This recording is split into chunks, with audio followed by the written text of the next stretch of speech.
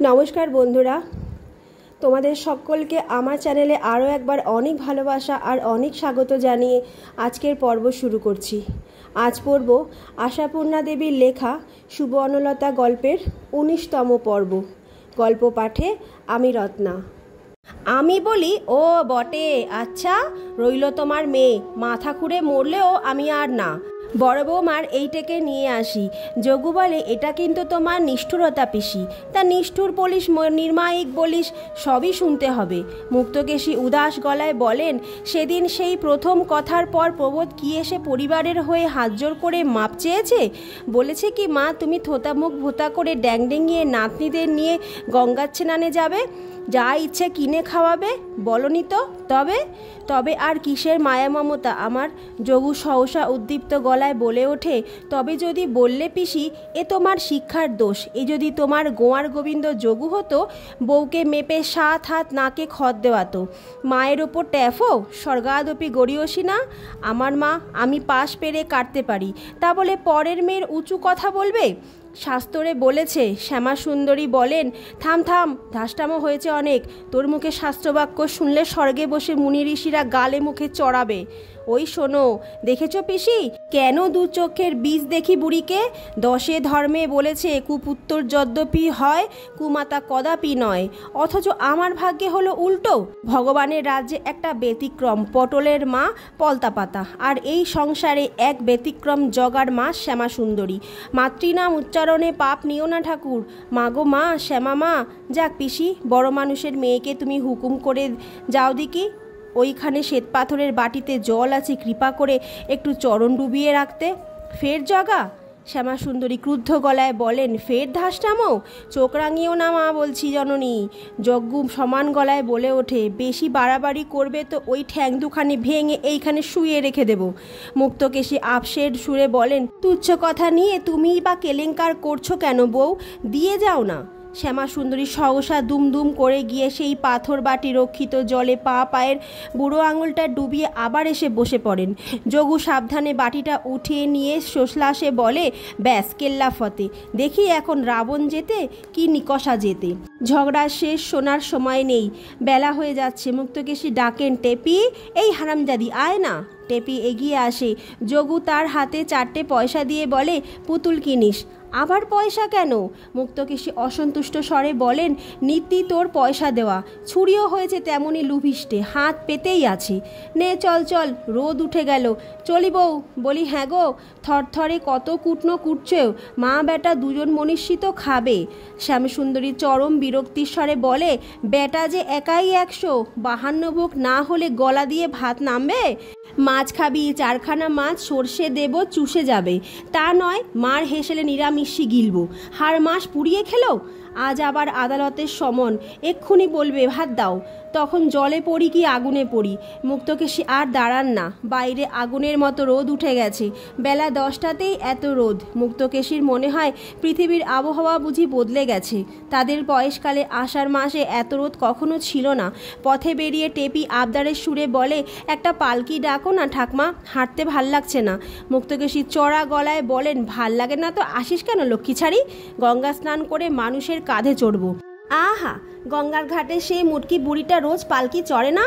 মুক্তকেশী বুড়ির উল্লেখ্যে হেসে ফেলে বলেন, সে বুড়ির ক্ষমতা নেই তাই চড়ে, পালকি আর আছে কই? দেখতেই তো পাই না। যাবে, আস্তে আস্তে সবই উঠে যাবে। পালকি যাবে, আবরু যাবে, গুরুজনের প্রতি ভক্তি ছেদ্দা সব যাবে, ধর্মাধর্ম পাপ পুণ্যি সবই যাবে। স্বদেশীর হুজুকে দেশ ছাড়খাড়ও যাবে, স্পষ্ট দেখতে পাচ্ছি।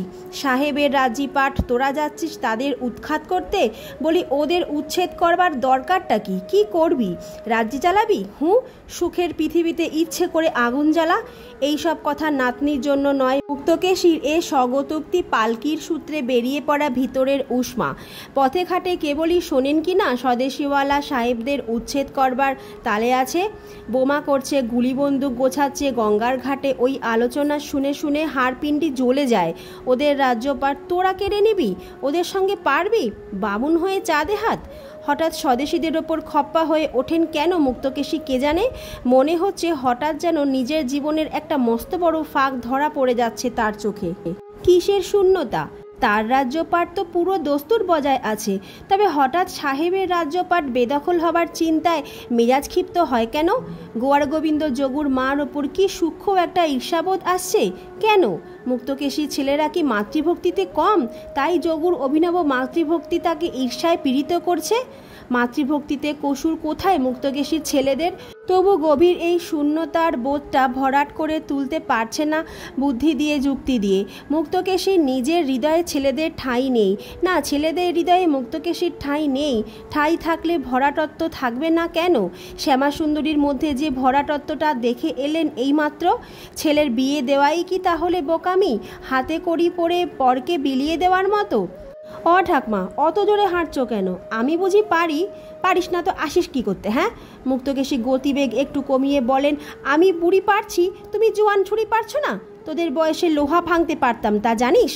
কথাটা হয়তো মিথ্যে নয়, অসামান্য গতর ছিল, এখনও আছে। কথায় বলে মরা হাতি লাখ টাকা। কখনো দাঁতে ছাড়িয়ে ভিন্ন বটিতে ছাড়িয়ে খান না, নিত্য ডালবাটা পোস্তবাটা খেয়ে অবলীলায় হজম করেন। জলের কলের মধ্যে চামড়া আছে, এই বিচারে বিধবা হয়ে পর্যন্ত কখনো কলের জল খাননি। দৈনিক 2 ঘড়া করে ভারী গঙ্গা জল তার বরাদ্দ। নিষ্ঠাবতী বলে বিশেষ একটা নামডাক আছে মুক্তকেশীর। পাড়ার লোক সমীরণ দৃষ্টিতে দেখে। মুক্তকেশীকে পথে বেরোতে দেখলেই রাস্তার ছেলেরা ডাঙ্গুলি খেলা স্থগিত রাখে, মার্বেল খেলতে খেলতে চকিত হয়ে দাঁড়ায়। দোবরা চিনিতে হাড়ের গুঁড়ো আছে বলে কখনো সন্দেশ রসগোল্লাটি পর্যন্ত খান না মুক্তকেশী। রাতে আচমনি খান না। অম্বাবুচির কদিন অশুদ্ধ বসুমতীর সংস্পর্শ ত্যাগ করে দৈনিক একমাত্র গঙ্গা গর্ভে দাঁড়িয়ে মধু আর ডাব পান করেন। এমন আরও অনেক কঠোর কেচ্ছ সাধনের তালিকা আছে মুক্তকেশীর। তাই এ চেহারাতেও রুক্ষ কাঠিন্য। মুক্তকেশীর জীবন দর্শনের সঙ্গে আজকের শূন্যতার মিল নেই। তিনি তো বরাবর ভালোবাসার চেয়ে ভয়কেই মূল্য দিয়েছেন বেশি, ভেবেছেন ওটাই সংসারের পায়ের তলার মাটি। তবে আজ কেন গোয়ার যোগুর মাতৃপাদোদক পান করার মতো হাস্যকর ব্যাপারটা বারবার মনে পড়ছে? কেন মনে হচ্ছে শ্যামাসুন্দরী একটা উঁচু পাথরের বেদিতে বসে আছেন, মুক্তকেশীর নিচে থেকে মুখ তুলে দেখছেন, ও ঠাকমা, পালকি নেবে না? টেপির আবদারের সুর ধ্বনিত হয়। মুক্তকেশী হঠাৎ যেন নরম হন, বলেন, পয়সা খরচা না করিয়ে ছাড়বি না কেমন? কই দেখি কোথায় পালকি? ওই তো ওখানে বসে রয়েছে। মুক্তকেশী দেখেন একটা গাছতলায় বসে রয়েছে বটে পালকি নামিয়ে 2 বেয়ারা, হাতছানি দিয়ে ডাকেন। তারপর তাতে উঠে বলেন, তোর মা যা কঞ্জুসি, আক্কেল করে দেবে ভাড়াটা? দেবে না। চাপির মার আর কোনো গুণ না থাক, এটা আছে। টেপির মুখখানা বেজায় করে বলে, চাপির মার হাতে তো রাত দিন পয়সা, আমার মার আছে বুঝি? বলে, মার একটা চাবির রিং কেনার ইচ্ছে কবে থেকে, তাই হয় না? মুক্তকেশী তাচ্ছিল্য ভরে বলেন, না হলে আর কার কি দোষ? লাখ টাকায় বামুন ভিকেরি। কেন, তোর বাবা কি উপায় কম করে? হ্যাঁ, এ ধরনের কথা খুদে খুদে নাতনি নাতনিদের কাছে হামেশাই বলে থাকেন মুক্তকেশী। যা কিছু বলার ইচ্ছে, যা কিছু বক্তব্য, বেশিরভাগই তো ওই ছোটগুলোকে মাধ্যম করেই উচ্চারণ করেন। ঠিক জানেন হাঙ্গামাটা না পুইয়ে সরাসরি বলার কাজটা এতেই হবে। সঙ্গে সঙ্গেই তো গিয়ে মায়েদের কর্ণগোচর করবে ওরা পাকা পাকা কথা শিখবে। ও মা, তাতে কি এলো গেল? মুক্তকেশীর মেম মেজ বৌমার মতো আর কে বলতে যাবে গঙ্গার ঘাটে গিয়ে পাকা কথা শিখবে? কিন্তু মুক্তকেশীর সেই মেজ বউ কি এখনও টিকে আছে তার বাড়িতে? সেদিনকার ঝড়ে উড়ে পড়ে যায়নি সুবর্ণলতার শ্বশুরবাড়ির আশ্রয়? তাই তো যাবার কথা। রাগে দুঃখে অপমানে ধিক্কারে স্ত্রী পুত্রের হাত ধরে বেরিয়ে যাবার কথা তো প্রবোধের, অথবা নষ্ট চরিত্রের স্ত্রীকে গলা ধাক্কা দিয়ে বাড়ি থেকে বার করে দেওয়ার কথা। কিন্তু তার কিছুই হয়নি। আবার সুবর্ণ রান্নাঘরে এসে হেঁসেলের পালা ধরেছে, আবার খেয়েছে, ঘুমিয়েছে, কথা বলেছে। তারপর তো আরও 2 মেয়ে আর 2 ছেলে ভূমিষ্ঠ হয়েছিল সুবর্ণের এ বাড়ির নিচতলায়, সেই ঠান্ডা স্যাঁতস্যাঁতে আতুর ঘরটায়, যে ঘরে বছরে অন্তত 5-7 বার সদ্যজাতের কান্না ওঠে। অদৃশ্য অন্ধকার জগতে অবস্থিত যেসব বিদেশি আত্মারা পৃথিবীর আলো বাতাসের আকাঙ্ক্ষায় লুব্ধ হয়ে ঘোরে, তাদের মুক্তির মাধ্যম তো এই সুবর্ণলতার দল। ইচ্ছায় অনিচ্ছায় যারা মা হতে বাধ্য হয়, তাদের নিষ্ফল প্রতিবাদ নিঃশব্দে মাথা কুটে মরে, অথবা যারা এই ঘটনাটাকেই স্বামী সুখ বলে মনে করে। কিন্তু সে যাক, কথা হচ্ছিল সেদিনের ঝড়ের, যে ঝড়ের দিন সুবর্ণলতার উদারচিত্ত ভাসুর পর্যন্ত বিরক্তি হয়ে বলেছিলেন ওই নাটক নভেল পড়াটা বন্ধ করা দরকার, ও থেকেই যত অনিষ্ট এসে ঢোকে সংসারে। অতএব কালীর দিব্যি দিয়েছে প্রবোধ স্ত্রীকে, দিয়েছে নিজের দিব্যি। রাত্রিকালে নিশ্চিন্ত অবকাশে বুঝিয়েছিল নভেল পড়ার কি দোষ। কিন্তু বেহায়া সুবর্ণ সেই ভয়ঙ্কর মুহূর্তকেও এক অদ্ভুত কথা বলে বসেছিল। বলেছিল, বেশ, তুমিও একটা দিব্যি গালো। আমি কি জন্য? আমি কি চোরে দায়ে ধরা পড়েছি? না, তুমি কেন পড়বে? সব চোর দায়ে ধরা পড়েছে মেয়ে মানুষ। কেন বলতে পারো? কেন? শোনো কথা। এর বেশি আর উত্তর জোগায়নি প্রবোধের। হঠাৎ সুবর্ণ প্রবোধের একটা হাত ঘুমন্ত ভানুর মাথার ওপর ঠেকিয়ে উঠেছিল। তুমি দিব্যি করো তবে আর কখনো তাস খেলবে না। তাস খেলবো না? তার মানে কিছুই নেই। আমার নেশা বই পড়া, তোমার নেশা তাস খেলা।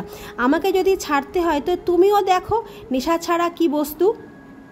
বলো, আর কখনো তাস খেলবে না? প্রবোধের সামনে আসন্ন রাত্রি, আর বহু লাঞ্ছনার জর্জরিত স্ত্রী সম্পর্কে বুক দুরু আতঙ্ক। আবার কি না কি কেলেঙ্কারি করে বসে কে বলতে পারে। তবু সাহসে ভর করে একবার বলে ফেলে, চমৎকার, মুড়ি মিচড়ির সমাদর। সুবর্ণলতা তীব্রস্বরে বলে উঠেছিল, কে মুড়ি কে মিচড়ি তার হিসেবেই বা কে করেছিল? আর তাদের দর বেঁধে দিয়েছিলই বা কোন বিধাতা বলতে পারো? আশ্চর্য, এত লাঞ্ছনাতেও দমে না মেয়ে মানুষ। উল্টো বলে, লজ্জা আমার করার কথা না তোমার করার কথা, সেটাই বরং ভাবো।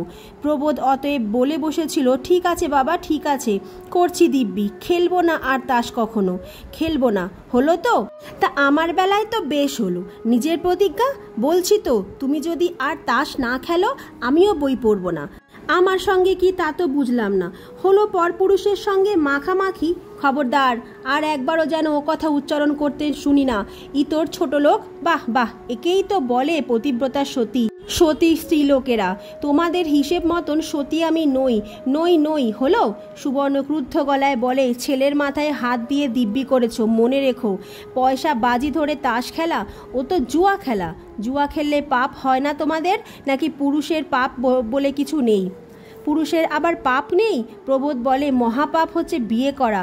বলেই সবলে আকর্ষণ করে সুবর্ণলতার পাথর কঠিন দেহটাকে। তারপর গড়িয়ে চলে দিন রাত্রি যথানিয়মে। সকালে সূর্য ওঠে, সন্ধ্যায় অস্ত যায়। মুক্তকেশী গঙ্গা স্নান যান। মুক্তকেশী ছেলেরা প্রতিদিন সন্ধ্যায় আর ছুটির দিন সারাদিন তাসের আড্ডায় বসান। বড় বউ রাশি পান সেজে বৈঠকখানায় পাঠায়। বাড়ির ছেলেরা ঘন ঘন তামাক সাজে। আজকাল আবার আর এক নতুন ফ্যাশন শুরু হয়েছে, চা খাওয়া। চায়ের সরঞ্জাম কেনা হয়েছে। মহৎসায় চা বানিয়ে তাসের আড্ডায় সরবরাহ করা হচ্ছে, চলছে যথারীতি। কিন্তু মুক্তকেশীর মেজ ছেলে, সে কি যোগ দিচ্ছে তাসের আড্ডায়? তার চরিত্র কোন কথা বলে? বন্ধুরা, আজকে এই পর্যন্তই রাখলাম। তোমাদের সঙ্গে দেখা হবে আমার আবার আগামীকাল। গল্প পাঠে ভুলভ্রান্তি হলে তোমরা নিজ গুণে আমাকে মানিয়ে নিও। শরীর আমার এখনও ভালো হয়নি, একটু সুস্থ আছি বটে, তবুও চেষ্টা করে যাই দিনরাত্রি তোমাদের জন্য ভালো কিছু পড়ে শোনানোর। যাই হোক, তো দেখা হচ্ছে আগামীকাল, আগামী দিন। ততক্ষণ প্রত্যেকে ভালো থাকো, সুস্থ থাকো আর শুনতে থাকো বাংলা গল্প বাই রত্না।